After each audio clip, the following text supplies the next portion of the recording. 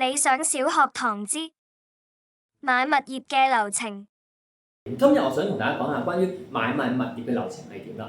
咁個情況都有啲地方係類似嘅。首先你都係見到啲廣告啦，然之後聯絡個 agent 寄出嚟睇個單位啦。咁一般會睇個單位啦，通常睇幾個啦，或者係睇2次嘅單位咁樣啦。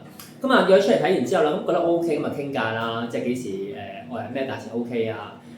跟住個成交期幾耐啊？咁最主要係傾呢兩樣嘢嘅啫。成交期都唔係話一個最主要傾嘅，都係傾價錢。傾完之後 OK 啦，咁啊個買家啦就會簽一份嘅臨時買賣合約啦。咁啊上邊會寫明就係你今日落幾錢訂金啦。落訂金係落樓價嘅3至5%，即係如果佢嗰層樓係500萬嘅，咁即係最少啦，咁啊5×3=15啦，咁即係大約你要15至20萬啦訂金。咁落完之後啦，上面會寫明就係幾時簽正式買賣合約，就14日後，即係應該話14日內。咁即係如果今日係1號嘅，咁就會係15號之前啦，就會簽正式買賣合約。咁呢一個簽正式買賣合約嘅時候，就會俾埋1成嘅尾數，即係喺你未上會之前咧，你總需要俾嘅價錢咧就係1成嘅啫。咁啊開頭訂金3至5%啦，到14日內咧就要俾埋嗰個1成嘅尾數啦。咁跟住咧成個成交期咧，咁啊而家通常我哋個村屋咧就會寫60日嘅，咁以前係45日，因為而家批案有時批耐咗。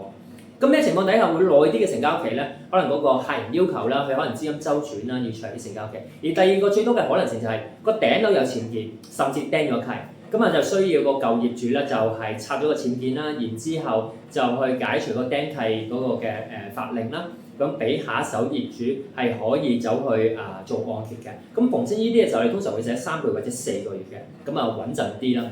咁因為佢呢個拆嗰個錢其實好快啫，2日到就拆完㗎啦。咁啊，再申報埋嘅時候2-3個禮拜就 OK。咁我哋預嗰度1個月，咁你要有2個月時間做按揭，其實夠晒嘅。咁成個流程大致上係咁樣。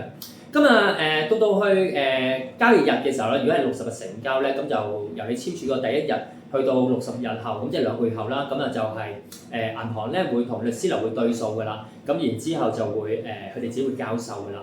喺個過程裏邊嘅時候咧，個買家裏邊咧有咩要做咧？揾律師樓啦，咁啊就係揾翻做開村屋嘅律師啦。咁啊我哋會有介紹嘅，咁你揾翻元朗區嗰啲，唔係我哋介紹，揾翻元朗區都冇問題嘅。咁然之後，其實律師費咧一般嚟講係8000至到11000蚊不等啦，其實冇分別㗎。我都係建議平就得㗎啦，係啦，冇乜特別嘅作用嘅。咁佢嘅作用係咩咧？就係幫你查下份契齊唔齊契。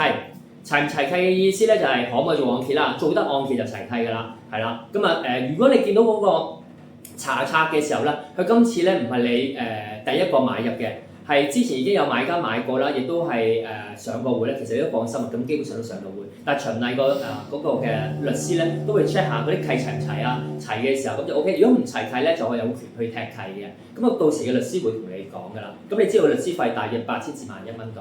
咁而另外牽涉嘅費用咧就係關於嗰個嘅嗰個叫做咩釐印費。釐印費嘅時候咧，而家400萬樓下咧都係100蚊啦。咁如果500萬咧就大約係182500，600萬就135000。咁700萬就21萬嘅釐印費，同埋我哋嘅經紀佣金啦，咁就冇其他嘅費用啦。咁最主要成個流程就係咁樣。咁而如果買村屋係一個全新嘅單位嘅時候，你留意有一筆嘅費用啦，個律師費咧就唔係1萬蚊嘅，即係唔係嗰8000至1萬嘅。因為全新樓嘅時候咧，佢嗰啲嘅分層契啦，同埋其他啲契係全新做啦，所以一個全新嘅樓嘅時候咧，佢嗰份嘅律師費同埋啲契據咧，大約4至5萬嘅。咁如果你買二手嘅時候咧，就大約頭先所講啦，8000至11000，咁視乎你睇啱嘅單位咩單位咯。咁成個流程就係咁簡單㗎啦，咁所以就冇大家諗得咁複雜嘅。要揾按揭嘅時候咧，當然自己可以揾中銀啦、恒生匯豐啦，係主力做村屋嘅，而中銀嘅市亦都佔我哋村屋嘅按揭市場係最大嘅份額嘅。咁我哋大部分都揾中銀㗎啦。咁如果你話嫌麻煩嘅，我哋都有按揭顧問咧，咁會幫你去處理嘅。咁你中意自己搞亦都得，冇所謂嘅。咁最緊要係處理到就得㗎啦。今段片已經完結，歡迎留低你嘅睇法同問題，記得 like、share 同 follow 我哋。我哋下次再見，拜拜。